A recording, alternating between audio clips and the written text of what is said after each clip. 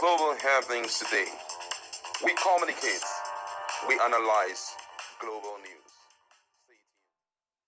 The Labour Party has lost another very ardent youth who was strongly behind Peter Obi during his 2023 presidential campaign, talking about Isaac Bwala. He was a former national deputy campaign manager for Obidient in the 2023 presidential election. He has made it official that he is no more with Labour Party. But the most interesting part of it is that he also left an open letter for the Obedience. But then let's talk about what he said to journalists in Abuja, because that is overly important.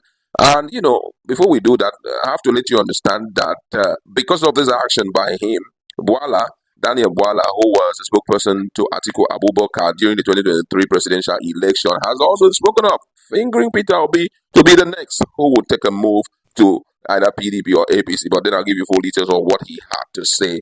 Balami, who decided to dump the ruling party. He was in APC, dumped APC for Labour Party, and he said the reason why he did that was because of the Muslim ticket of President Bola Tinubu and his vice Kashim Shettima. Said the president administration has actually proved him wrong. And according to him, he says that was not what I saw when I left. I now see a better party and a better government. I can see a Nigerian that in a few years will strive, and I think it is only important for us to work with APC in its effort to rescue this country.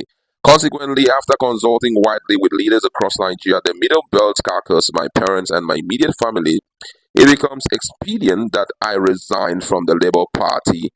I will now return to APC. I'm telling you that Labour Party members are not happy about this particular development. But first of all, let's just look at the letter he sent across to Obidient. Call it an open letter, you won't be wrong.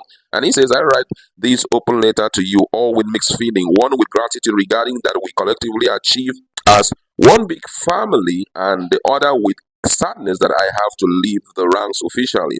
I want to announce that I have officially left the Labour Party to rejoin the APC. My decision is not far-fetched. I cannot continue to be equally yoked with a present party leadership that will not respect our collective will as a people. I do not want to bore you all with the sacrifices I have made 2 years ago with my life, team, and business. Greater sacrifices have been made by other people in the Labour Party, and it is for a good cause. Brothers and sisters, there are issues benefiting our dear nation, and the goal is to serve Nigeria. I was a member of the APC, and back in the years, I always enjoyed playing a role, no matter how small it was, putting Nigeria first in everything I did.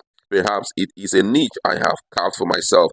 And one thing that I will always stand out for me is our collective goal to make Nigeria great. It doesn't matter the political divide. I must admit that I have enjoyed the resilience of Obidient, and that energy is what I will continue to use to play my part in serving Nigeria and her people. I have personally informed His Excellency Peter Obi of my decision, and I am openly appreciating him for the opportunity to serve during the 2023 presidential campaign. I also appreciate my team. And lastly, I appreciate you, my dear friends. God bless the Obedient movement. God bless the Federal Republic of Nigeria.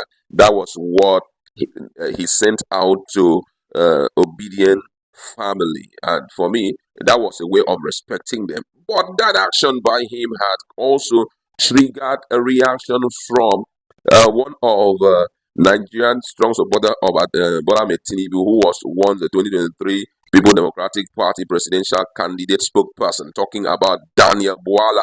And then Bwala, on Thursday, which is today, I described the ex-Labour Party presidential candidate Peter Obi as a political job. I'm going to give you full details of what Bwala said, and his reply, or his statement, stems from the fact that Isaac Balami, a very astute supporter of Peter Obi, has moved back to APC. And this was what Bwala said. He said the other day the other day was Donyo Kukwe. Today is my brother Isaac Balami. Mark my words, tomorrow certainly it will be Kenneth Okonkwo because of two reasons.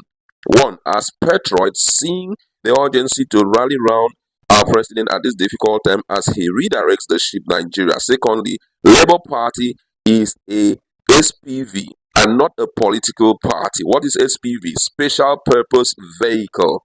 And that is not a political party. And he went further to say that leaving the element called Obidient with one lesson. Thus, no matter their trade and bullies, Nigerians would exercise their right of association as enshrined in our constitution, and Peter Obi too will leave Labour Party at some point. Pin the words. He went further to say that if you call people who exercise their right of association as political jobbers, then your hero Peter Obi is the grandfather of political jobberism, having started from PDP to ABGA to PDP to Labour Party, and now he's talking with PDP. You people are gullible. You people are the most gullible of all time.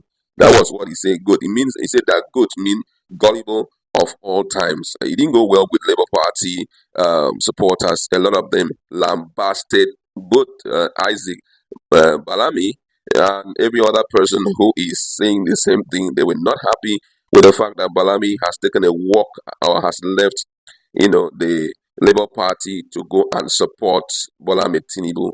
And one person here says, vintage Nigerian politician. It is all about self and never about principle, patriotism, and ideology. This is why Nigeria as a country has failed to develop. Any country that doesn't have resilient and principled politicians and statesmen can never develop on sustainable level. This is quite interesting, I must say. But just like Bwala had rightly pointed out, everybody have the right of association. It is exclusively given to all citizens of Nigeria. It's a human right, at any time to move to be associated with any people, whether it is religion wise or anything. But however, most people are disappointed. But something that I want to clarify here, first of all, we have to know, I'm trying to say this very objectively, the concern of all Nigerians is the well-being of this country called Nigeria.